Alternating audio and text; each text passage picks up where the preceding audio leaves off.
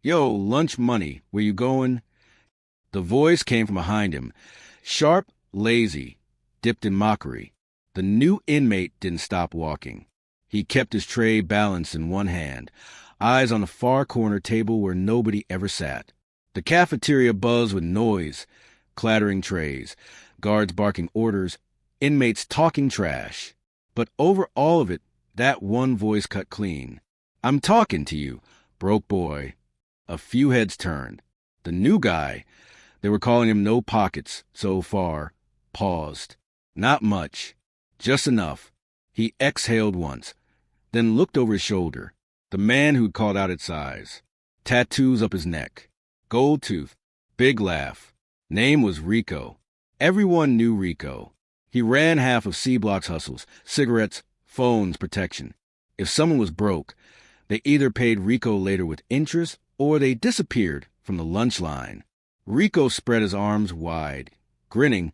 Yeah, you, he said. Mister came in with nothing. You forgot the rules already. The new inmate, tall but not bulky, late 30s maybe, studied him with calm, curious eyes. Dark skin, close-cropped hair, state-issued uniform that still sat too clean on him. He looked out of place, too composed, too still. He adjusted his grip on the tray. What rules? He asked. Some inmates nearby chuckled. Oh, he fresh, one said. He think this is school cafeteria. Rico slapped the table, amused. Rule number 1, broke boy, he said, pointing with his fork. You don't eat in my section for free. You sit in my room, you pay a tax. The new guy glanced around. This isn't your room, he said evenly. This is the prison's cafeteria. The laughs were louder now. Oh, he's smart. Dead man sound educated. Rico's smile thinned. He pushed back his chair and stood. You knew, Rico said, walking closer. So I'm gonna give you a discount. First day fee is $5. Tomorrow, 10. You don't pay. You don't walk out of here with all your teeth. Easy. The new guy's eyes flicked to Rico's face, then to his hand. His gaze lingered on the watch. Cheap. Fake gold. He looked back up. I don't owe you anything, he said. The room tightened. Rico stopped right in front of him now. Close enough that the smell of sweat and cheap cologne hung thick between them. You say no? Rico asked quietly. The new guy held his gaze. Yes. Silence dropped hard. Trays stopped moving. Chairs froze. Even the guards at the back leaned in a little. You got money I don't know about? Rico asked, voice dipped in threat. You got some hidden bankroll I ain't heard about yet. 'Cause only 2 types of people say no to me. He stepped even closer, forehead almost touching the new guy's. Stupid ones and rich ones. The new man's lips curled just slightly. I'm not stupid, he said. Rico smirked. Then that means you rich, huh? The new man looked down at his own empty pockets. No chain, no ring, no watch, no brand, no sign of status. He lifted his eyes again. No, he said calmly. I'm broke. Rico's smile spread wide again. The cafeteria chuckled with him. There we go, Rico said. Now we understand each other. So hand over your dessert and whatever commissary you got coming. I'll collect the rest on Friday. The new inmate shifted his tray. He hadn't even touched his food yet. Slowly, deliberately, he set the tray down on the nearest table. Then he straightened. Let me ask you something, he said quietly. Rico raised a brow. This a quiz now? If I was rich, the new man asked, what would you do different? Rico laughed. What? If I wasn't broke, the man repeated, how would you talk to me? Rico squinted. I'd talk the same, he said. I talk to everybody the same. Don't matter if you broke or ballin'. This my house. No, the man cut in calmly. That's not true. The laughter faded. Rico's jaw flexed. I seen men like you before, the new guy continued. Back, when it actually cost something to walk into the rooms I owned. A few inmates exchanged looks. Rico's stare hardened. What did you say? He asked.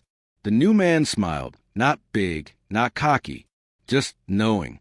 You mistake empty pockets for no power, he said. That's dangerous. For you. The air changed. Rico let his hand drop onto the man's chest and shoved him back a step. Listen, broke boy. The man didn't stumble, didn't swing back, didn't flinch. He just slightly tilted his head, like he was listening to more than Rico's voice. He heard boots, several pairs, approaching. Behind Rico, nearer the entrance of the cafeteria, the double doors opened. A hush spread so fast it felt like the room had pulled its own plug. The warden walked in. Warden Hargrove. Clean suit, ironed, tie perfect, white hair cropped sharp, eyes that always looked like they were calculating profits, not people. Guards straightened. Inmates lowered their heads, slightly. Rico barely bothered to look. This your only warning, he snarled at the new guy. Pay the tax, or... Mr. Harwood. A voice cut through the noise. Not loud, but absolutely clear. The new inmate's eyes flicked up. So did Rico's. The warden stood a few yards away now, flanked by 2 armed officers. His gaze was locked on the new man, like the rest of the room didn't exist. The air turned heavy. The new inmate didn't respond right away. Then calmly, Warden. Rico blinked. Wait, Warden? He looked between them. Hargrove didn't glare. He didn't bark. He didn't smirk. He did something nobody had ever seen him do to an inmate. He inclined his head. Sir, the warden said. The word dropped like a grenade in the room. Every conversation died in mid-sentence. Rico's jaw slackened, just enough to show confusion. Sir? Someone whispered from a nearby table. The warden continued, voice-controlled professional, but with a tightness around his eyes. I was informed you completed processing already, he said. You should have been escorted to the administrative quarters, not general population. Rico looked at the new guy. No, not the new guy. Mr. Harwood. Harwood, the name some men had heard on the news attached to numbers that didn't sound real. The Harwood Group. Harwood Industries. Harwood Correctional Investments. The man who owned contracts. The man whose money built walls. And Rico had just tried to tax him for pudding and crumbs. The broke boy smiled slightly. It's all right, he said softly. Thought I'd see how the food tastes with everyone else. A nervous laugh bubbled from one of the guards and immediately died. The warden's eyes tightened. He turned a single, surgical look toward Rico. Rico's stomach dropped. I assume, the warden said quietly, this man hasn't been inconvenienced? Rico swallowed. His tongue felt heavy. He stepped back from Harwood, hands lifting in an instant. Nah, he said quickly. Just talking. All good. Ain't that right, bro? Mr. Harwood looked at him. Really looked. Not like you look at another inmate. Like you look at assets, at problems, at numbers on a balance sheet. Rico dropped his gaze. The warden gestured toward the door. Sir, if you'll come with me, he said. We prepared your temporary office. There are matters we need to discuss regarding your arrival. Harwood picked up his tray again calmly. He motioned toward Rico without looking at him. Let him keep it, he said. Rico blinked. What? Harwood handed Rico the tray. You want a dessert, he said. Consider it your tax. There was no bite in his voice, no obvious threat. But Rico's hands trembled as he took it. The warden's jaw flexed. He clearly hated seeing his guests touch anything meant for inmates. This way, sir, the warden repeated, voice respectful, eyes scared. As Mr. Harwood walked past Rico, he leaned in just enough for only them to hear. You were half right earlier, he murmured, about the 2 types of men who say no. Rico's heart pounded. Stupid ones, Harwood continued, and rich ones. He stepped away. I'm not stupid, he said. Then he followed the warden out of the room. And every man in that cafeteria understood 3 things in that moment. He wasn't broke. He wasn't normal. And he didn't come here by accident. The walk out of the cafeteria felt nothing like an inmate escort. 3 guards flanked Harwood. 2 more cleared the hallway ahead. And the warden, Warden Hargrove, walked half a step behind him, not leading, following, as if the hierarchy of the entire building had silently rearranged itself the moment Harwood entered. Harwood didn't speak, didn't ask where they were going, didn't look around like a man seeing prison corridors for the first time. He walked like he designed them, like he knew every brick in the walls. The guards avoided his eyes. Harwood kept his hands behind his back, posture straight, pace steady, his face unreadable. But inside, his mind was moving, calculating, measuring. A prison was a living thing, and this one breathed fear in every direction he looked. The warden finally spoke. "Sir, forgive the oversight," Hargrove said carefully. "Your arrival wasn't communicated directly to me. If I had known—" "You did know," Harwood said. Hargrove froze mid-step. "I assure you, Harwood glanced at him. Just one look. The warden's throat tightened. "Let's not pretend," Harwood said quietly. "It's beneath both of us." He resumed walking. Hargrove followed, nervous sweat forming at his temple. They turned left down a cleaner hallway. The administrative wing. Offices. Meeting rooms. Staff areas inmates never saw. Harwood paused at a door labeled Admin Suite, authorized staff only. The warden rushed ahead and opened it for him, like a doorman at a luxury hotel. "Please, sir," Hargrove murmured. "After you." Harwood stepped inside. The office was spotless. New furniture. A desk set ready with pens, files, even bottled water. A private space, not for inmates, for investors, inspectors, decision-makers. Harwood closed the door behind him. The guard stayed outside. Only the warden remained. For the first time since entering, Harwood sat down. He placed his hands on the table. Calm, collected. "Let's begin," he said. The warden wet his lips. "Of course, sir. I assume you're here to oversee Phase 1 of the acquisition audit." Harwood looked at him. "Is that what you think this is?" Hargrove blinked. "Sir, the memo from the board said—" "I wrote that memo," Harwood cut in, "and that is not why I'm here." The warden's spine stiffened. Harwood leaned back. "You're afraid," he said simply. Hargrove attempted a smile. It came out crooked. "Afraid? No, you misunderstand." "You called me, sir, in front of the inmates," Harwood said. "Not because you respect me. Because you're afraid of what my presence means." Hargrove inhaled sharply. This wasn't a conversation he controlled. This wasn't a man he could lie to. "You're supposed to be on the outside," the warden finally said. "Not in a jumpsuit." Harwood nodded once. "That's exactly why I'm here." The warden's face paled. Harwood interlocked his fingers, elbows on the desk. "Let me ask you something," he said quietly. "Did you think I wouldn't find out?" Hargrove froze. Harwood watched his eyes, saw exactly where the guilt lived. "Find out about what?" the warden asked weakly. Harwood raised one brow.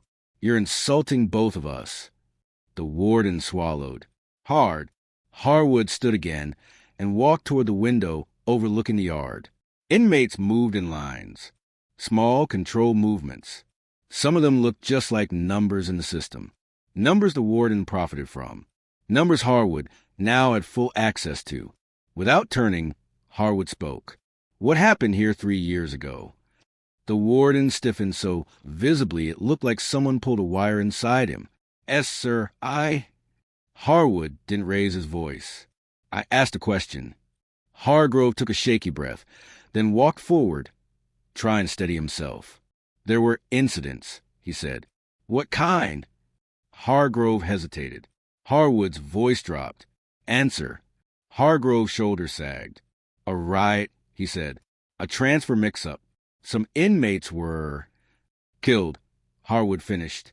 "In rooms with no cameras." Hargrove faltered.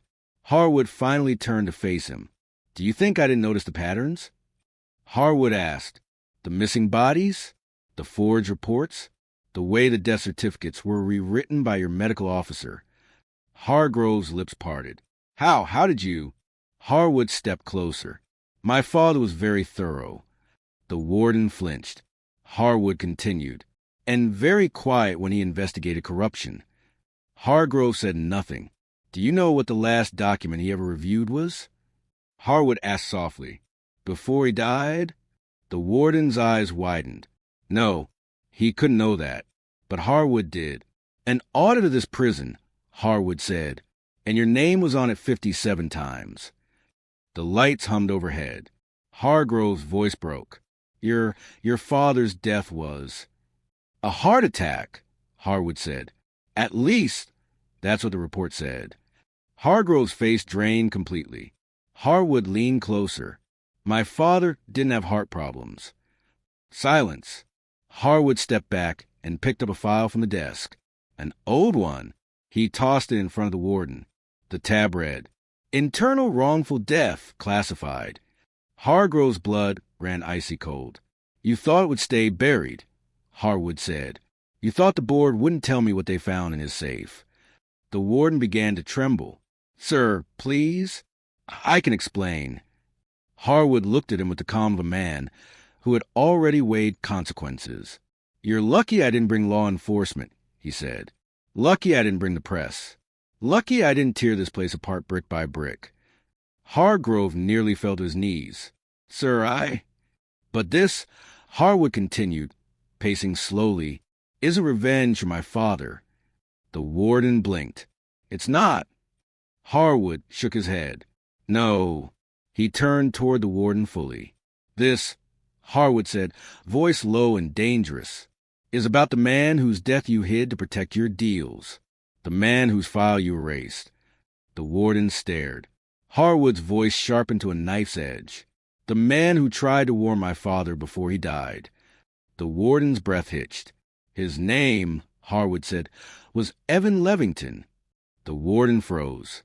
Evan Levington. A name he thought no one alive remembered. But Harwood did, because Evan Levington was the only whistleblower his father trusted, and his father died a month later. Harwood stepped forward. So let me repeat the question, he said, before I take this prison away from you completely. His voice dropped to a whisper. What happened here 3 years ago? Warden Hargrove didn't answer. Not right away. He stood in the middle of the office like a man who had been shot but hadn't realized it yet. His chest rose and fell in uneven pulls, his hands twitching at his sides. Harwood remained still, calm, centered, watching, not with anger, with expectation, like he already knew the answer and was simply waiting for the warden to admit it. Hargrove swallowed, his throat dry. Sir, I don't know what you think you discovered, but... Harwood stepped closer. The warden froze mid-sentence. You're sweating, Harwood said quietly. The warden lifted a trembling hand to his forehead. This is stressful. You weren't sweating a moment ago, Harwood said. You started the moment I said his name. Silence tightened around them. Hargrove clenched his teeth. Please, he whispered. You don't understand how things work in here. Harwood raised an eyebrow. Oh, he said softly. I understand perfectly. He leaned back against the desk. What you need to understand, Harwood continued, is that Evan Levington didn't just work for my father. He was the man who uncovered the embezzlement patterns tied directly to your office. The warden swallowed. Harwood paced slowly, hands behind his back. He found the shell accounts. He found the fake contractors.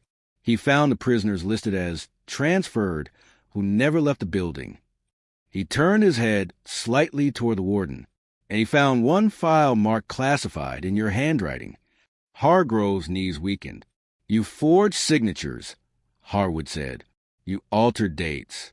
You hid bodies. No, sir, listen. You were the one, Harwood said calmly, who authorized the intake of men who never committed crimes. The warden's eyes shut tight. And you were the one, Harwood added quietly, who had Evan brought into this prison under a fake identity. Hargrove's head snapped up. No, he gasped, voice cracking. That wasn't me. That wasn't my decision. Your father... Harwood's jaw tightened. What about my father? He asked. Hargrove hesitated. But then, something inside him collapsed. He slumped onto the guest chair like a man sitting on the edge of a confession booth. Sir, the warden whispered, Your father didn't die of natural causes. The words dropped between them like a blade. For the first time, Harwood's eyes flickered. Not rage. Recognition. Hargrove rubbed his face, voice shaking. Your father found out too much. He found out what Levington discovered. He confronted the people above me. Not me. Not me. I swear he went past me. Higher. Harwood's pulse slowed. Higher, he asked. Hargrove nodded desperately. People at the state level, Hargrove said. People who treat prisons like investments. People who don't like sunlight on their ledgers. Evan warned him. And when your father tried to follow the money, they dealt with him. Harwood's face darkened like a storm cloud swallowing the sun. The warden continued, broken. I swear I didn't order his death. I never wanted him harmed. He was a good man, too good. Harwood remained silent. The warden looked up at him with wet eyes. But you're not here for him, are you? Harwood exhaled once. No. Hargrove nodded, as if confirming something he already suspected. You're here because Evan never left this building, he whispered. Harwood's jaw hardened. He didn't blink. He didn't breathe. He didn't move. Because he didn't have to. The warden had just said it. The last piece of a puzzle Harwood had chased for years. Harwood stepped closer. Tell me exactly what happened, he said. Hargrove wiped his mouth. 3 years ago, the warden whispered. Evan told me he found the evidence. He said he'd hidden the real files. He said he'd sent part of it to someone on the outside. Harwood's chest tightened. My father, he said softly. Yes, the warden whispered. Your father. Harwood waited. The people above me gave instructions, Hargrove said. They said Evan couldn't walk out alive. They said if he testified, this whole prison would collapse. Harwood leaned forward. How did he die? Hargrove trembled. He tried to run, the warden whispered. He tried to break for the yard. Guards were told to restrain him. They were told to make it look like an accident. Harwood didn't blink. And the file, he asked. Hargrove swallowed. Evan hid it. We never found it. Whatever file he discovered, it's still somewhere in this prison. The silence was heavy enough to crush oxygen. Harwood's gaze sharpened. You tried to erase his name, Harwood said. You scrubbed records. You rewrote the incident. You pretended he never worked for my father. The warden nodded weakly. Because if anyone realized he died here, Hargrove's voice broke. Sir, I would have been killed. You don't understand the pressure I'm under. These people, they own judges, mayors, board members. I couldn't refuse their orders. Harwood raised one hand. The warden instantly fell silent. Harwood stared down at him. You think I care about the excuses, Harwood said quietly, of a man who let my father's investigation die. Hargrove shook his head. You think I care about the fear, Harwood said, of a man who let Evan Levington die. No, sir, please. You think, Harwood said, that you're still the one being hunted? The warden froze. Harwood leaned down until they were eye level. You're mistaken, Harwood whispered.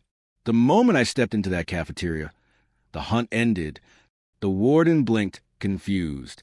Sir, I don't understand. Harwood straightened. Finally, the real reason he was here surfaced. I'm not here to punish you, Harwood said calmly. The warden blinked. Why, you're not? Harwood shook his head. No. Hargrove sagged with a faint breath of relief. But Harwood wasn't finished. I'm here, Harwood said softly, to find the man who ordered Evan Levington's death. The warden stared, jaw slack, eyes wide.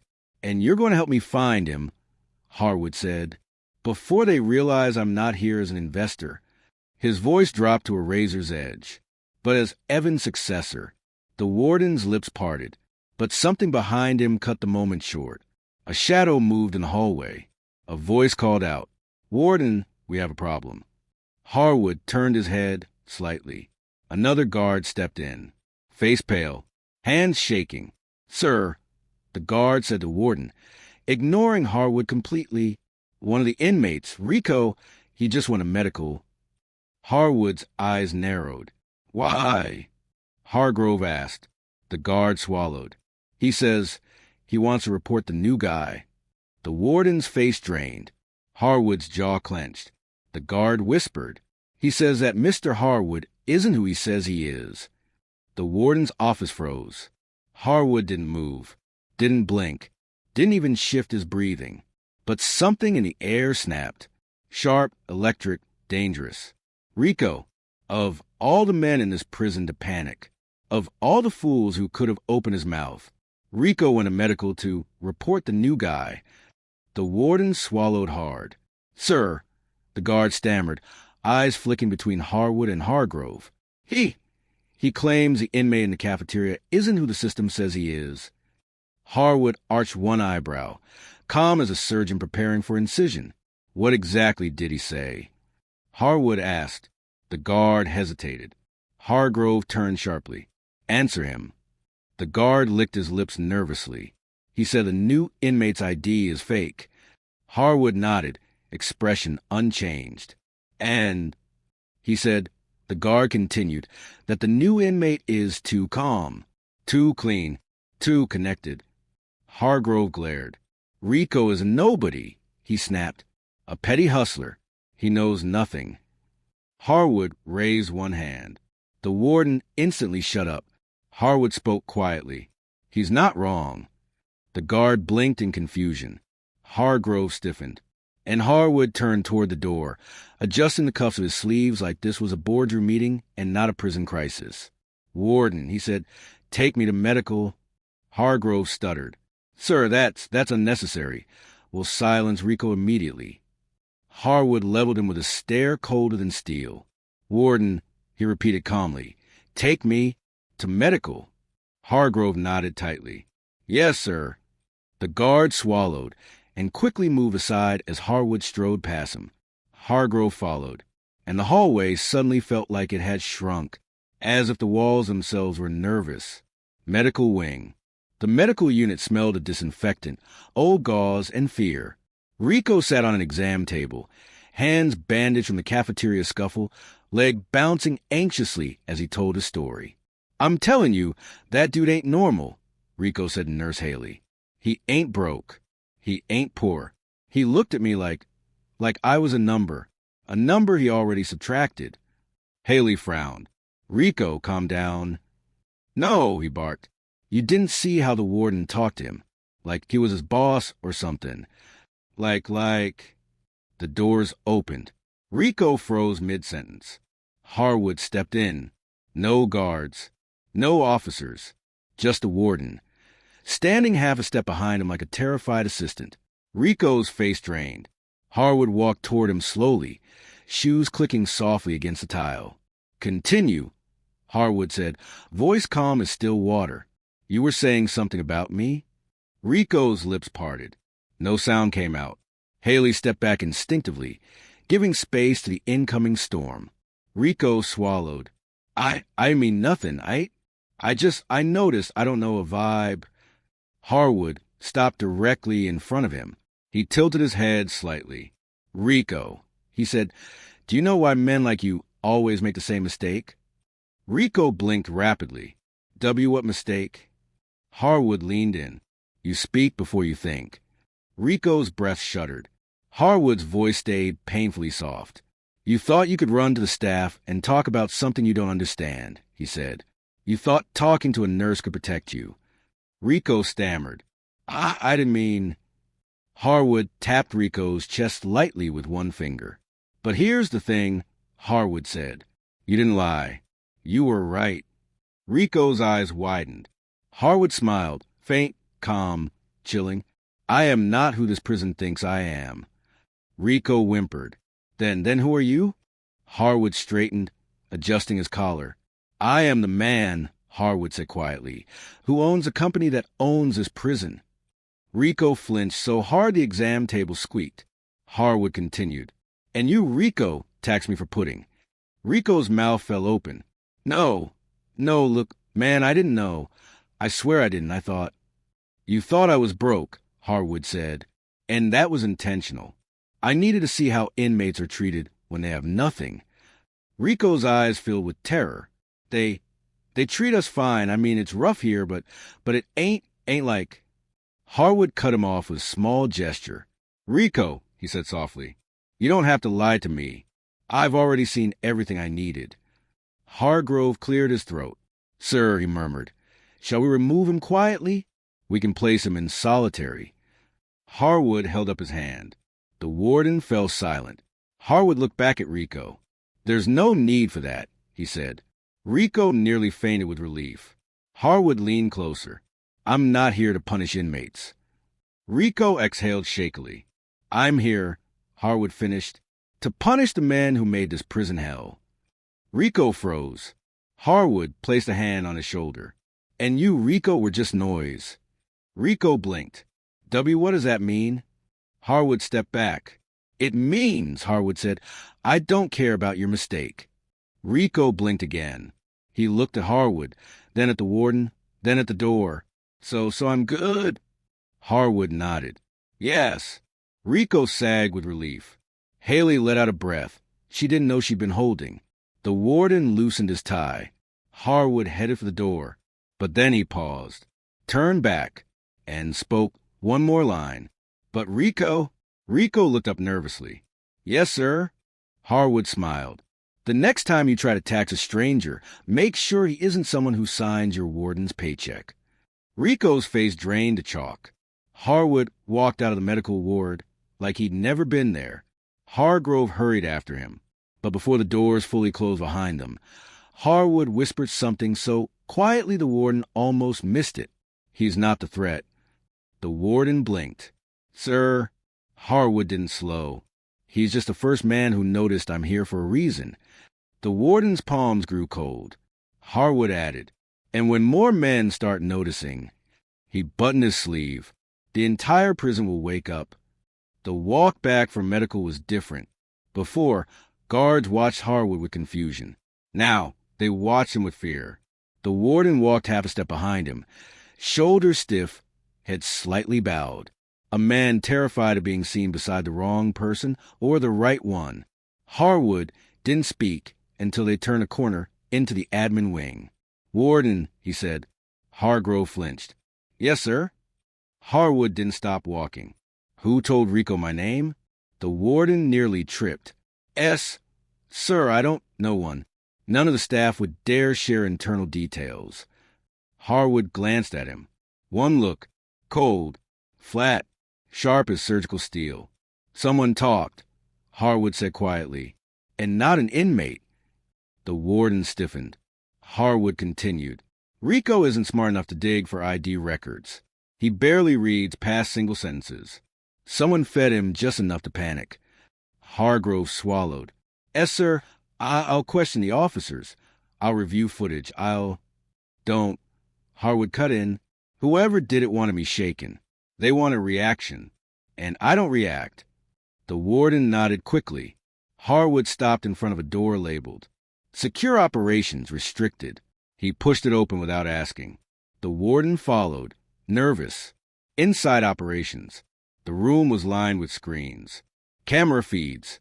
Schedules. Staff rotations. Movement logs. Access control records. The heartbeat of the entire prison.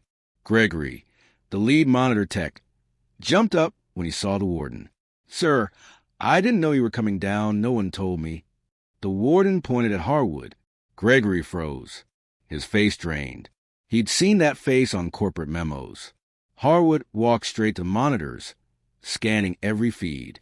Block A, Block B, yard, medical, hallways, laundry, solitary. His eyes tracked faster than Gregory thought possible. Suddenly, Harwood paused on one screen. Tier 2, Cell 27. The feed looked normal. 2 inmates playing cards. 1 man lying on a bunk. Nothing unusual. But Harwood didn't look at the inmates. He looked at the corner. A small patch of wall. Barely noticeable. What's that? He asked. Gregory blinked. What's what, sir? Harwood pointed at the grainy patch. That. Gregory leaned closer, squinting. Oh, that's just paint peeling, sir. Maintenance is scheduled. No, Harwood said softly. That's a hole. Gregory froze. Hargrove leaned in. Harwood continued. A hole covered with paint. Someone scraped the plaster. A tool was used. Something small. Sharp, not accidental. Gregory swallowed. I don't see anything that indicates. Harwood turned his head and looked at him. Gregory shut up instantly. Harwood's voice dipped low. Someone hid something there. The warden blinked. Sir, the odds are 0, Harwood said. No inmate in that block has a reason to hide anything. No smuggling routes. No gang activity. No contraband transfers. He tapped the screen. But Evan Levington spent his last hours on that tier. Hargrove stiffened. Harwood leaned closer to the monitor. He used walls, Harwood whispered. He used vents. He used floor plates. Hargrove whispered. You think he had the file on a cell wall? Harwood didn't answer. He didn't need to. Gregory looked panicked. Sir, please understand. If something was hidden there, that's a structural issue, security breach. We can dispatch a... Harwood held up a single finger. Gregory's voice died. Hargrove waited. Harwood stood straight. I'll check it myself. The warden nearly choked. Sir, absolutely not. You can't enter inmate cells. That would break every protocol. Harwood looked at him. Your protocols, he said calmly, allowed murder here. The warden fell silent. Harwood walked toward the door. Prepare Tier 2 for temporary lockdown, he said. I don't want anyone near cell 27 except me. The warden nodded, but Harwood wasn't done. And warden, he added, opening the door. Hargrove tensed. Pull all access logs for the last 3 years, Harwood said. Every guard who stepped foot in Tier 2 that night, every officer who logged an incident, every staff member who remotely erased footage, every unapproved door code entry. The warden blinked. That will take hours.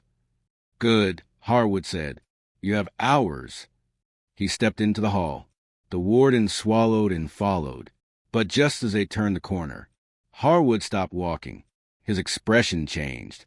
Not fear, not confusion. Something sharper. Someone stood in the hallway ahead. A guard. Young. Tall. Bearded. Helmet off. Hands behind his back. Harwood didn't need the badge to know him. Officer Lane. The one guard whose name appeared in multiple flag files. Lane looked at Harwood and gave a stiff nod. Mr. Harwood, he said calmly. Sir. The warden stiffened. Lane, what are you doing away from post? Lane ignored the warden completely. His eyes remained locked on Harwood.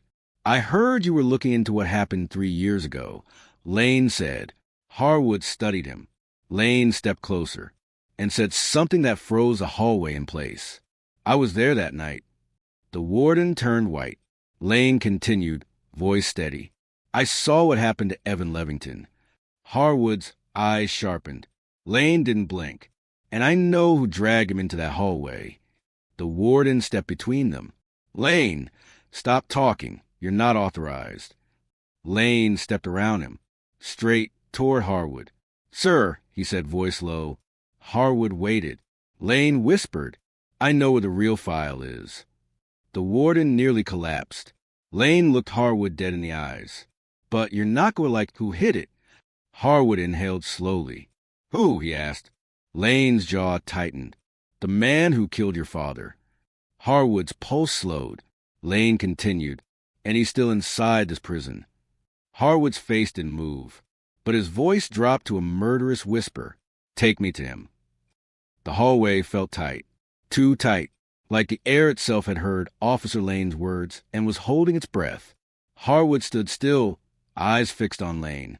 You said the man who killed my father is still inside this prison. Harwood repeated quietly. Show me. Lane nodded once, but the warden stepped between them, voice cracking. Lane, listen to me. Do not involve yourself. You don't know what you're doing. Lane didn't even look at him. I know exactly what I'm doing, he said. Harwood spoke softly. Warden. Hargrove froze. Step aside. Something in Harwood's tone made it clear it wasn't a request. The warden moved. Lane exhaled once. Follow me. The walk to Tier 2. Lane led Harwood down a quiet corridor, one not shown on most maps. Harwood recognized it instantly. A transfer route.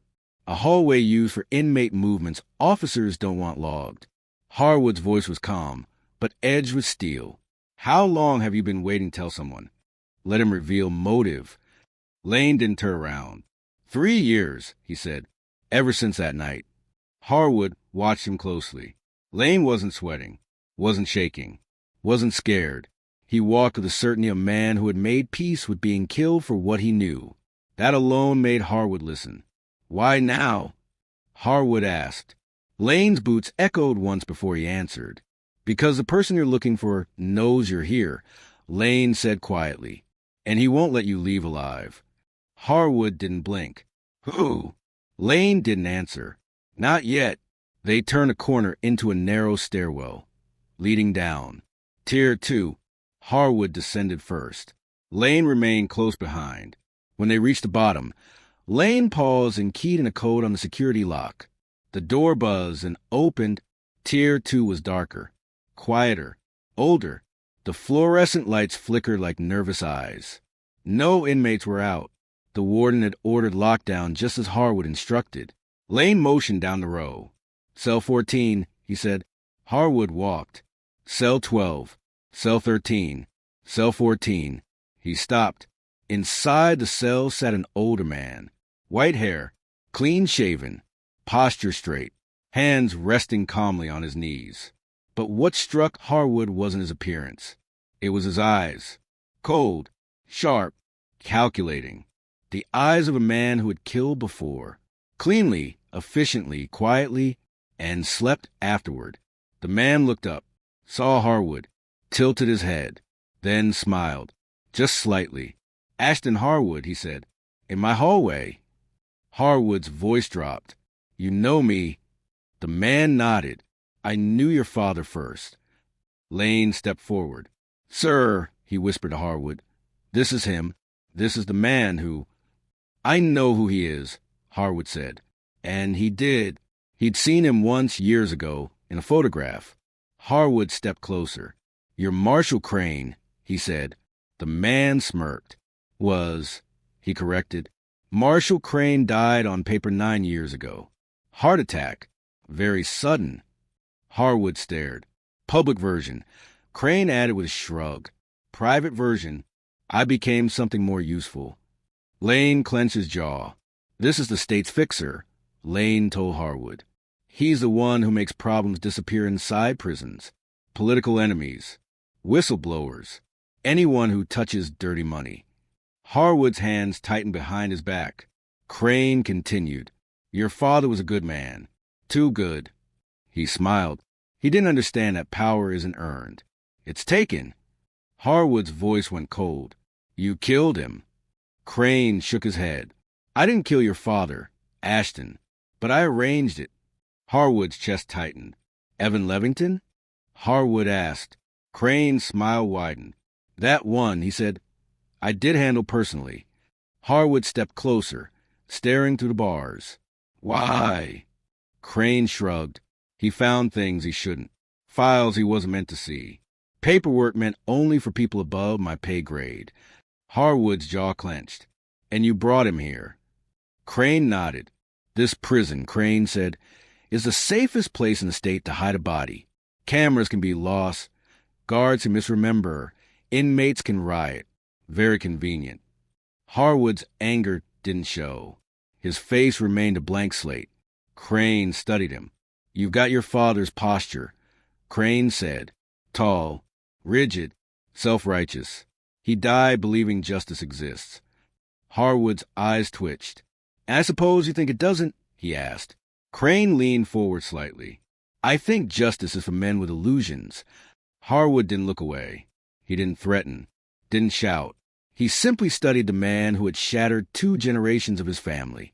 Then he asked, Where's the file? Crane smiled and fade. That, he said, I will not tell you. Lane stepped forward angrily. You're going to tell us. Crane didn't look at him. He looked at Harwood. You don't scare me, Crane said quietly. They'll kill you before you ever get the chance to open that file. Harwood remained still. They? Crane nodded. The people who paid me. The people who run the state above governors. Above COs, above boards. Harwood didn't blink. Names, he said. Crane's smile vanished. No. Harwood waited.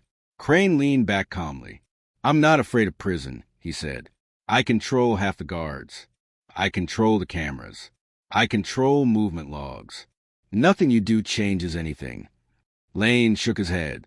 You're lying. We can expose. Crane cut him off with one sentence. I already put the order in. Lane froze. Harwood's eyes narrowed. What order? Crane folded his hands. To take care of you, he said.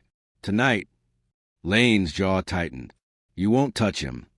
Crane smirked. I don't have to. Officers don't question orders. And the warden, well, he tilted his head toward Hargrove's office above them. He's already compromised. Harwood's voice dropped to ice. You think I came here alone? Crane paused. Something flickered across his face. Harwood stepped closer to the bars. I entered this prison knowing you were here, Harwood said softly. I entered knowing you'd try to silence me, knowing someone would try to finish what you started with my father. Crane studied him. And? Crane asked. Harwood's eyes sharpened. I didn't come here to survive. He leaned in. I came here to pull you out into the light. Crane's jaw tightened for the first time.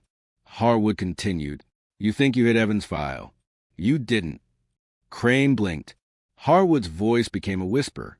He left 2 copies. Crane's eyes widened. Harwood nodded slightly. And one of them, Harwood said, is already outside.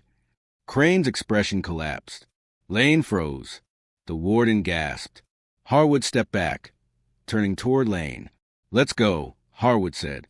Lane nodded. As they walked away, Crane gripped the bars. His voice cracked for the first time. Harwood didn't turn. You don't understand. Crane shouted. They're coming for you. Harwood paused at the end of the tier. Finally turned his head. I know, Harwood said. That's why I'm staying. Crane's voice shook with rage. They'll kill you both. Harwood looked at him one last time. No, he said, and his final words hit like a verdict. They'll kill you first. The metal door slammed shut behind them. Tier 2 stale air faded, replaced by the cold hum of the admin corridor. Officer Lane walked a half step ahead of Harwood now, posture tighter, senses razor sharp. They'll move fast, Lane said. Crane doesn't bluff. When he says an order's gone out. I know, Harwood replied calmly. Lane turned his head. How? How are you this calm? Harwood adjusted his sleeve.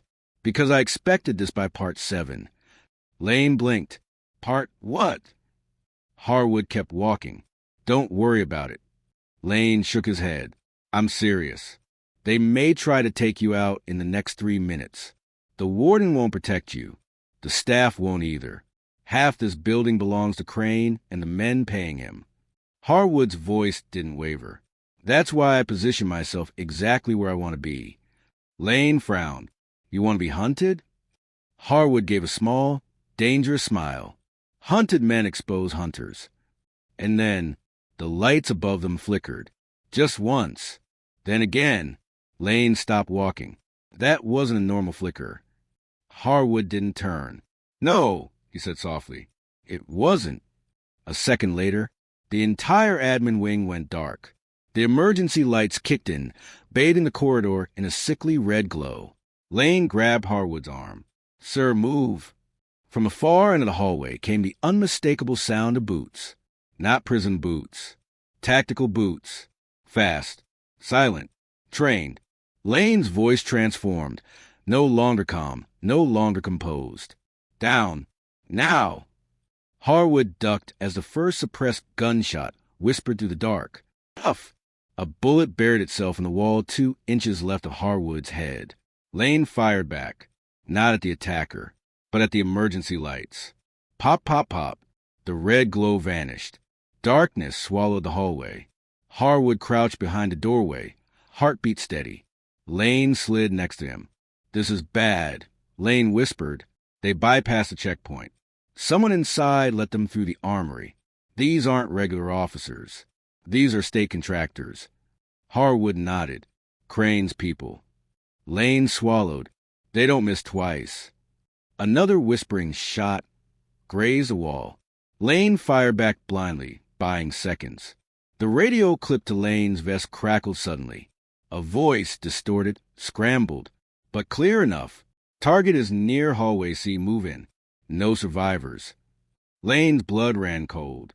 They're giving kill orders on open channels. Lane whispered. That means they own the comms. We're blind. Harwood took a slow breath. Good. Lane blinked at him in disbelief. Good. Harwood stood.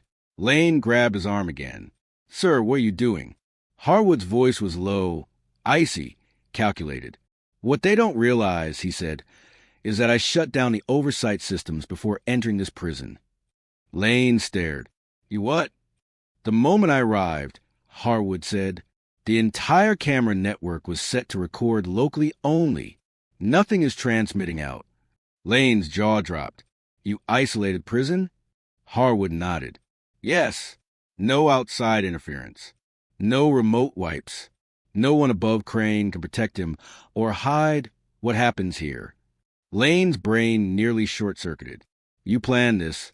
You planned to trap everyone inside. I planned, Harwood corrected, to trap only the guilty. A shadow moved at the end of the hallway. Gun raised. Lane shoved Harwood back. Another PFFD. Lane ducked. Harwood stepped forward. Not backward. Forward. Blind. Calm. Lane hissed. Sir, no. Harwood spoke loudly, letting his voice carry. You won't kill me. The shooter paused. Just a fraction. Enough. Harwood continued. If I die, everything goes public. Lane watched the silhouette freeze. Harwood's voice sharpened. You think I came here naked? You think my father died without leaving insurance? You think Evan Levington hid only one file?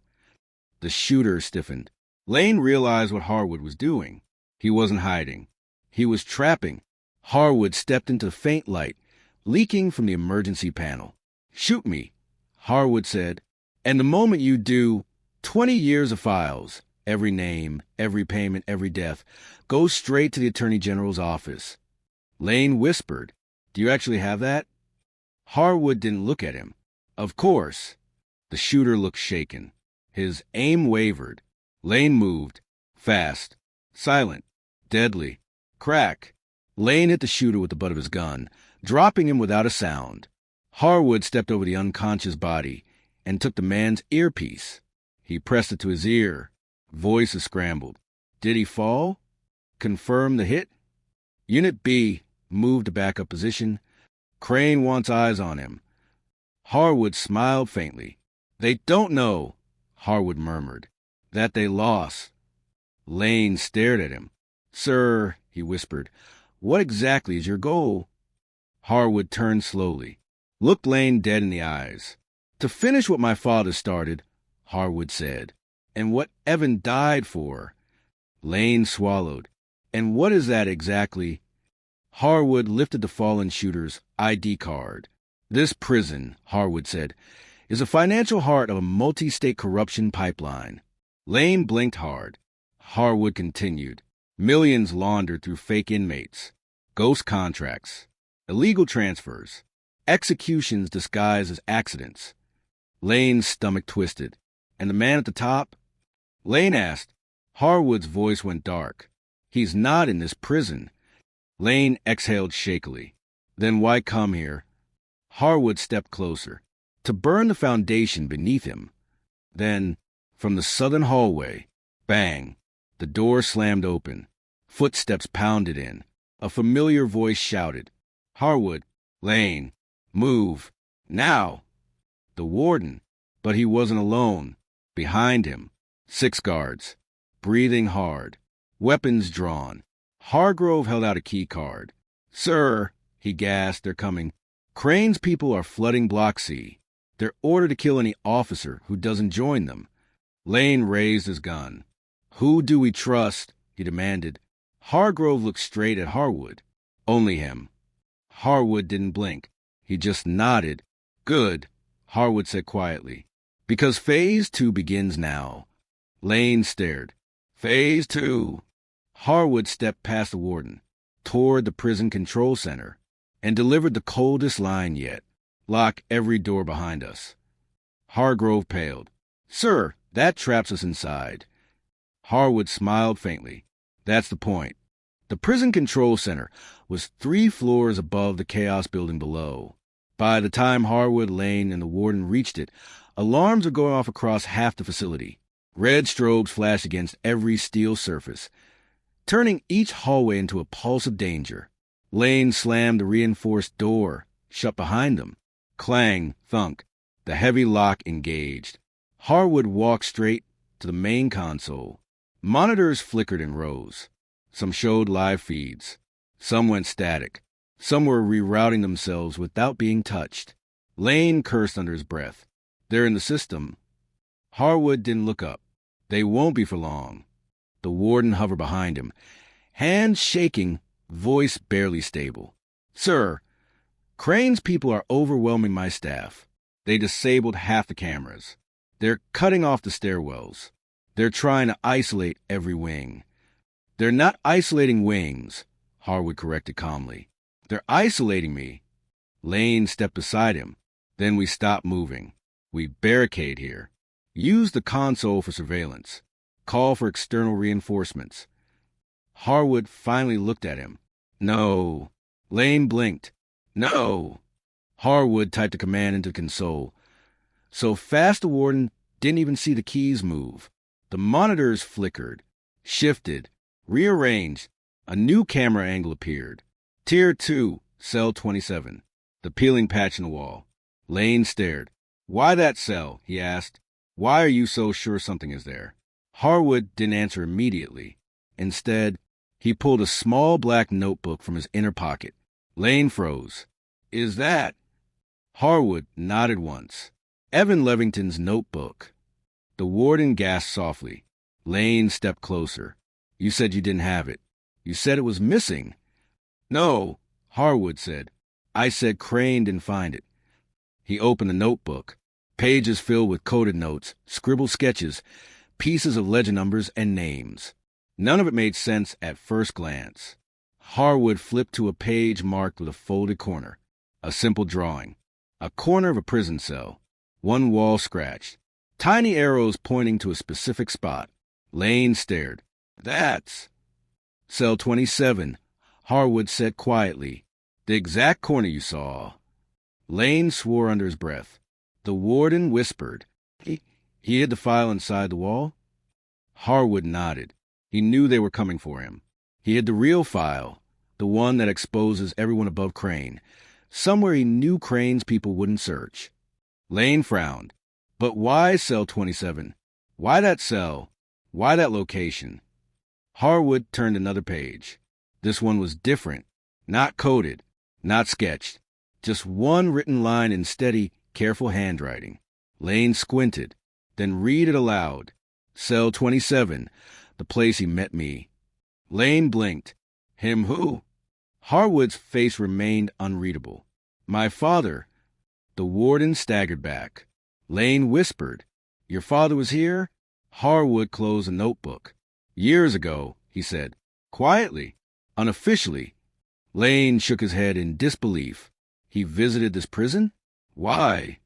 Harwood stared at the monitors, at the peeling patch.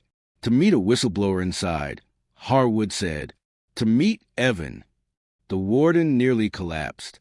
Sir, no one knew. No one told me. You weren't supposed to know, Harwood said. My father trusted only the inmate, not the staff. Lane's eyes widened. He met Evan inside cell 27? Harwood nodded. Yes, and Evan hid the file there. The warden whispered. Then all this time, the most important evidence in the state was hidden in a cell wall.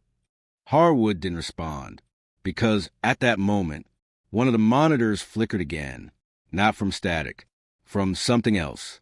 Motion. Cell 27's door slid open. Harwood leaned in. Lane froze. That's impossible, Lane whispered. No one has that override code. Not even me. Not even... The screen zoomed slightly. A man stepped into cell 27. Lane's jaw dropped. The warden went pale. It wasn't an inmate. It wasn't a guard. It was an officer in black tactical gear, face masked, moving with quiet precision. Crane's men. Lane whispered. They're going for file. Harwood nodded once, which means they know about his location. The warden whispered. How? How could they know unless someone...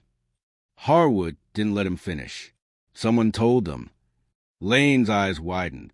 He turned toward the door. No, we locked this place. No one could have. A second voice cut through the room. Lane. Lane spun. The warden jolted. Harwood didn't turn, because he recognized the voice. Officer Lane's partner, Officer Cole, stood in the doorway, except he wasn't supposed to be there. He wasn't supposed to have a key, and he wasn't supposed to be holding a gun. Lane's throat closed. Cole? Cole shrugged. Sorry, man, Cole said softly. His voice was steady, almost apologetic. You're on the wrong side of this. Lane lifted his weapon instinctively. Cole, don't do this. Don't. Cole shook his head. You always were the honest one. Cole said. Good man. Wrong war. Harwood turned his head slightly. Step aside, Harwood said. Cole didn't move. You shouldn't be here, Mr. Harwood, Cole said. You should have stayed outside where the money protects you. Lane shouted. Cole, don't. Cole fired. Bang. Lane jerked back as the bullet tore into his shoulder. The warden screamed. Harwood didn't flinch. Lane collapsed to one knee, gun sliding from his hand, blood soaking his sleeve. Cole aimed again. You're next, Harwood. Harwood finally moved, not toward Cole, toward the console. His hand slapped a switch, one that killed every corridor light and sent the entire wing into blackout. Darkness swallowed the room. Cole cursed. Lane gasped, and Harwood whispered, You shouldn't have come alone. Someone grabbed Cole's wrist. Crack. A grunt. A thud. Another blow. The sound of a body hitting steel. Then silence. The emergency backup lights flickered on. Cole lay on the floor unconscious, and Harwood stood over him, barely breathing hard. Lane's voice trembled. Sir, how did you... Harwood didn't answer. He walked to the nearest monitor. Cell 27. The masked officer had found the peeling patch. He chipped at it. Dust drifted. A small black pouch appeared inside the wall cavity. Lane whispered, That's the file. Harwood's jaw tightened. No, he said. That is the copy Crane thinks is the only one. Lane looked up. Meaning? Harwood stared at the monitor as the officer lifted the pouch triumphantly. Meaning, Harwood said quietly, Evan hid something else in that wall. Lane blinked. Something else? Harwood nodded. Yes. The warden whispered. Sir, what did he hide? Harwood exhaled slowly. The truth my father died trying to reveal. He pointed at the screen. We're going to cell 27. Lane steadied himself, gripping his bleeding shoulder. And what happens when Crane's men intercept us? Harwood turned toward him. Cold, measured, resolute. Then, Harwood said, We finished this tonight. They didn't have time to argue. Harwood, Lane, and the warden moved fast. Lane's shoulder bled to his uniform, dark red soaking the fabric. He pressed his palm against it and gritted his teeth, but he didn't slow down. The sirens wailed overhead. Metal doors slammed. Shouts echoed far below. Chaos. Exactly the kind Crane wanted. Exactly what Harwood was counting on. On the way to Tier 2. The elevator was offline, locked down from somewhere else. Lane cursed. Stairs. 2 flights. Harwood nodded. They hit the door and took the stairs down. Footsteps here, too. Echoes that didn't belong to them. Lane froze. Someone's below us. Harwood didn't ask how he knew. Lane had been listening to this building for years. He knew every echo, every creak. The warden hissed, We should turn back. Keep moving, Harwood said. Lane grabbed his arm. Sir, if they take you out on the stairs, we're finished. At least let me go first. Harwood shook his head. You're already hit, he said. If you go down, you stay down.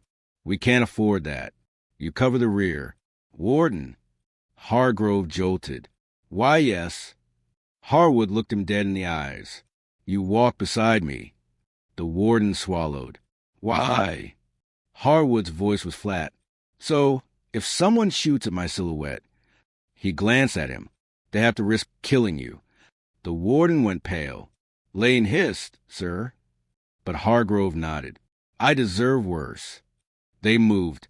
Halfway down the second flight, a figure appeared at the bottom of the stairs. Black gear, mask, rifle. He raised it. Time slowed. Lane shouted, Down! Harwood shoved the warden sideways. Rat-tee! 3 suppressed bursts whispered up the stairwell. The warden jerked. Blood bloomed across his chest. He hit the railing hard, eyes wide.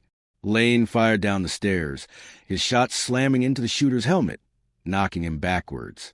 The man tumbled, crashed into the landing limp, but Harwood wasn't looking at him. He was looking at the warden. Hargrove clutched his chest. His knees buckled. He slid down the wall, leaving a red smear. Lane stumbled down 2 steps, nearly slipping. Warden? Hargrove coughed, blood on his lips. His voice was weak but clear. Harwood knelt beside him. For the first time, the warden's eyes didn't look calculating. They looked human. I knew this day would come, Hargrove whispered. Men like me, we don't retire. We either get promoted or buried. Harwood's jaw tightened. You chose the wrong side. Hargrove nodded weakly. I did. He swallowed. But just this once. I want to choose the right one. He fumbled at his belt, yanked off a ring of keys and a small key card with Master Override etched into plastic. He shoved it into Harwood's hand. This gets you full access to Tier 2. The warden gasped. All doors, all locks, even Crane's overrides. You'll need it. Lane's breath shook. Warden. Hargrove looked at him. I'm sorry, Lane, he murmured. I looked the other way for too long. That ends now. He struggled to breathe. Don't let him win, Hargrove whispered to Harwood. Don't let Crane become the last word. Harwood held his gaze. For 1 second, something like respect flickered between the 2 men. Then the warden's chest rose, fell, and didn't rise again. Lane lowered his head. Damn. Harwood stood. No time for grief. No time for reflection. He slid the override card into his pocket. We keep moving, he said. Lane nodded once, jaw clenched, eyes glistening. Then let's finish this. Tier 2, Cell 27. The door to Tier 2 hissed open when Harwood swiped the card. The corridor beyond was quiet. Too quiet. Cell doors were shut. Lights humming. No shouting. No movement. The storm upstairs hadn't reached this floor yet. Lane limped beside him, gun raised. We're in their hunting ground, he muttered. Harwood walked anyway. Each step felt like stepping into unfinished history. Cell 20. Cell 21. Cell 22.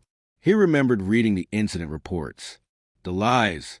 The missing audio logs. The cuts in the footage. He pictured Evan being dragged here. His father walking down the same row, trusting the system to do the right thing. Both wrong. Cell 27 loomed ahead. The door was slightly ajar. Lane whispered. They were just here. Harwood pushed the door open. The cell looked ordinary. Concrete bed, thin mattress, stainless steel toilet, scratches on the walls. The corner, though, the corner was different. The plaster was cracked open. The cavity inside had been emptied. No pouch, no file. Lane stepped in behind him. They took it. Harwood shook his head. No. He walked closer, ran his fingers along the jagged edge of the broken plaster. Evan was smarter than that. Lane frowned. What do you mean? Harwood didn't answer. Instead, he knelt and tapped the wall below the cavity. Once, twice. On the third tap, the sound changed. A dull, Hollow echo. Lane's eyes widened. There's a second space. Harwood nodded. He gave them a decoy. He slid the warden's key from his pocket. Not for the lock. For the edge. Using it as a wedge, he dug under the cracked plaster a few inches lower than the previous cavity. The concrete flaked slowly at first. Then more. A chunk fell away. Inside, something small glinted. Harwood reached in. His fingers brushed metal. He pulled out a thin, flat object wrapped in tape. Not a pouch. A drive. Lane's throat tightened. Is that a hardware key? Harwood said quietly. The real one. He turned it over. On the back, in faded ink, were 3 letters written in a careful, tight hand. H. Lane whispered. He wrote it for you. Harwood's eyes darkened. He peeled the last bit of tape away. Inside the cavity, behind where the drive had been, another scrap of paper was wedged. He tugged it free, unfolded it. One short message, written in the same calm, deliberate hand. Harwood read it silently. Lane waited. Finally, Harwood read it aloud. If you're reading this, Ashton, it means your father believed me, and you're braver than he was allowed to be. Evan. Lane swallowed hard. He knew you'd come here. Harwood folded the paper carefully. He knew someone had to. Lane nodded toward the drive. What's on it? Harwood's jaw clenched. Everything, he said. Names, accounts, orders, payment routes. The politicians above Crane, the state officials, the board members, everyone who made money from blood. Lane exhaled slowly. You get that out of here, the whole machine burns. Harwood nodded. That's a plan. A slow clap echoed from the doorway. They both jerked around. Marshal Crane stood there. No mask, no weapon in hand. Just that same calm smile. You really are your father's son, Crane said, stepping into the cell. Always chasing ghosts in walls. Lane aimed his gun. Don't move. Crane raised his hand slightly, as if humoring him. You won't shoot me, Crane said, because we both know I'm more valuable alive. Lane's jaw tightened. Harwood stayed still. Crane's eyes dropped to the drive in Harwood's hand. The last copy, Crane said softly. Do you even understand what you're holding? Harwood didn't answer. Crane chuckled. You think you'll walk out with that? You think the doors will open just because you're Ashton Harwood? He tilted his head. You're an inmate on paper. Now, a body in orange. Nobody listens to bodies in orange. Lane spat. Funny, nobody listens to dead fixers either. Crane ignored him. He looked only at Harwood. You send that file out, Crane said quietly, and the state will bleed. Elections overturned. Judges disbarred. Police chiefs locked up. Wardens replaced. Senators ruined. And Harwood asked, and the vacuum that follows, Crane said, will swallow you whole. Power doesn't vanish. It rearranges. You kill one monster, 10 smaller ones chew on the corpse. Harwood's voice was ice. I'm fine started with the first. Crane shrugged. Then you'll die here. Harwood stepped closer, drive still in hand. I already prepared for that, he said. The moment my fingerprint touched this drive, a timer started. Crane's smile faltered. What? Harwood's eyes burned. If I don't input a second code from outside this prison in the next 12 hours, the contents of this file auto-distribute to every major outlet in the country. Lane stared. Sir, you set that up? Harwood didn't look at him. Yes. Crane's voice rose. You're bluffing. Harwood shook his head. I learned from my father, he said, and I learned from the man you killed. He held up the drive. He trusted me to finish it. Crane's jaw clenched. His composure cracked. For the first time, he looked afraid. Then, bang, a shot rang out from the doorway. Lane grunted, staggered, blood exploded from his side. He crashed against the wall. Lane! Harwood turned. Another officer stood in the doorway. Not Cole, not Crane's masked man. A different face. One Harwood recognized from board photos. A man who was never supposed to be inside the prison at all. Board member. State liaison. Political smiling puppet. Louis Cade. Gun raised. Expression flat. "You're not leaving with that file," Cade said calmly. Crane's eyes widened. "Cade, what are you doing here?" Cade didn't look at him. "I'm cleaning up your mess," Cade said. And He nodded toward Harwood. Lane gasped for air, sliding down the wall. Harwood stepped in front of him, shielding him with his body. Cade's eyes locked on the drive in Harwood's hand. "That belongs to us," Cade said. Harwood's voice was low. "It never did." Cade aimed for his chest. "You're done, Harwood." And in that instant, Harwood knew, whatever happened next, this would decide everything. Cade's gun didn't shake. That was the first thing Harwood noticed. Most men, even killers, flinch when they point a weapon at someone who isn't restrained. The breath changes. The eyes twitch. The stance tightens. But Cade? His hands were steady. His breathing smooth. His eyes dead. A man who had killed before. A man who understood stakes so large, morality became optional. Lane pressed a blood-soaked hand to his side, struggling to breathe. "Sir, don't." Lane choked. Harwood didn't move from in front of him. He raised his hand slightly, holding the drive between his fingers like a detonator. "Cade," Harwood said quietly, "shoot me and the file goes public." Cade didn't blink. "You're bluffing." Harwood smiled faintly. "You keep telling yourselves that." Cade took one slow step into the cell. "That drive contains proof of corruption across 4 states, Cade said. "You think we planned all this without redundancy?" Lane coughed blood. Crane watched silently from the side of the doorway, eyes sharp and calculating, gauging survival odds. Cade continued. "We have backups. Copies. Leverage you don't even know about."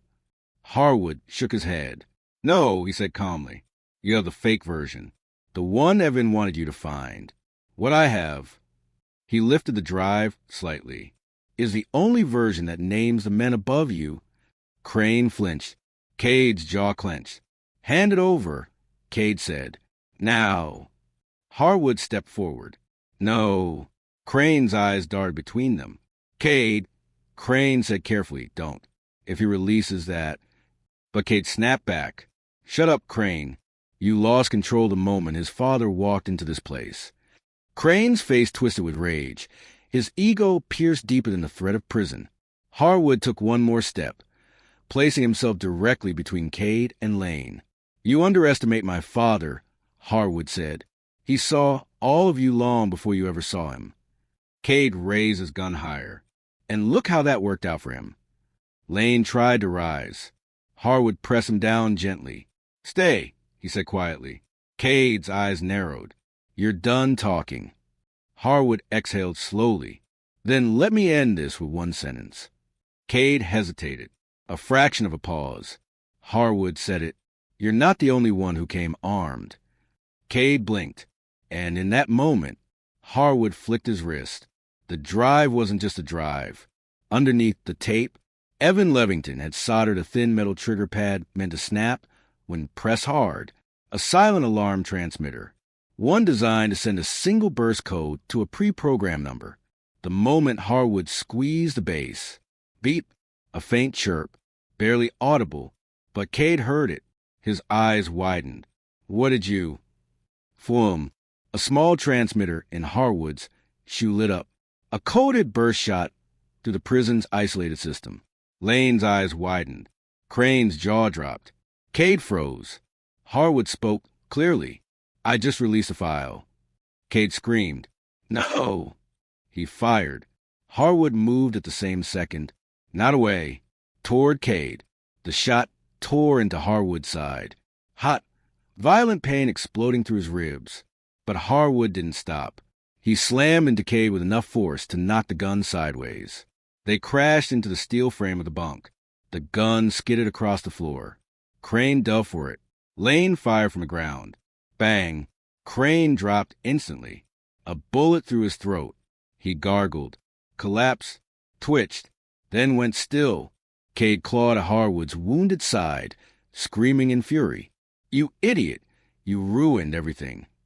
Harwood gritted his teeth and forced his body to stay upright. "You already ruined everything," Harwood said. Cade went for Harwood's neck. Harwood elbowed him brutally. Lane staggered to his knees. Cade tore free and dived for the gun near Crane's body. Lane fired. Click. Empty. Lane's face fell. Cade grabbed the gun. He stood, panting, aiming it at Harwood's chest. "You think sending that file saves you?" Cade spat. "By the time help arrives, this prison will be ash. We'll blame it on a riot, a failure in leadership, another tragedy. But you—" He tightened his grip. "You die here." Harwood pressed a bloody hand to the wall to steady himself. "No," he said. Cade cocked the hammer. "Goodbye, Ashton." And then, behind Cade, a silhouette rose, bloody, shaking, barely conscious, but standing. Officer Cole, the one Harwood knocked out earlier. Cole grabbed Cade's wrist and yanked it sideways as the gun fired. Bang! The bullet missed Harwood by inches. Cole roared, "Not today." Cade elbowed him viciously in the temple. Cole collapsed, but the moment of interruption was enough. Lane tackled Cade with the last of his strength. They slammed into the metal frame. Cade dropped the gun. Harwood caught it. He pointed it at Cade's head. Cade froze, breathing hard, eyes wide. Lane slumped sideways, barely conscious. Cade raised his hand slowly. "Harwood, listen, we can make a deal." Harwood already made his decision. "You ordered my father's death," he said. "You buried Evan's body. You tried to kill me. Kill Lane. Kill everyone to hide your network." Cade swallowed. "You can't shoot me," he whispered. "You're not a killer." Harwood's voice was a whisper of iron. "No." He pulled the trigger. Bang. Cade crumpled. Dead. Silence filled the cell. Only the hum of flickering lights remained. Lane collapsed fully now, sliding down the wall, panting hard. "Sir," he gasped. You sent the file? You really?" Harwood nodded weakly. "It's gone," he whispered. "To investigative bureaus, journalists, federal oversight, activist lawyers, even a few enemies of Cade's network. Evans' backup drove it all." Lane let out a shaky breath, half disbelief, half awe. "You actually did it." Harwood sank to the floor, blood soaking his shirt. "Not me," he breathed. "Evan. And my father." Lane's voice cracked. "You finished what they died for." Harwood nodded once, then closed his eyes as pain overtook him. Later, the prison yard floods with sirens. The entire prison shook as dozens of armored vehicles surrounded it.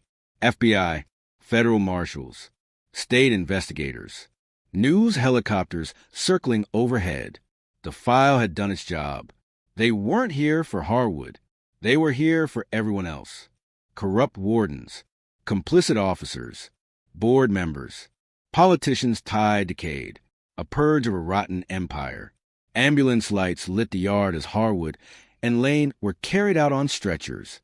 Lane grabbed Harwood's hand as they were loaded into separate vehicles. "Sir, they're calling you a whistleblower," Lane whispered. Harwood smirked faintly. "No," he murmured, "just finishing a family business." Lane laughed weakly. "Whatever you call it, you saved a lot of people today." Harwood didn't answer. He was already slipping into unconsciousness. But before the doors closed, one voice cut through the crowd. A paramedic. "Sir, we found something else in cell 27. Harwood forced one eye open. The paramedic held a small folded paper. "We think this belonged to Evan." Harwood took it with trembling fingers, unfolded it. A final message. Not for the investigators. Not for the warden. Not for the state. For him. "If they kill me, don't avenge me. Replace me. Evan." Harwood closed his eyes. A tear slid down. Then the ambulance doors shut. Sirens wailed. And the prison, the empire corruption, collapsed behind him.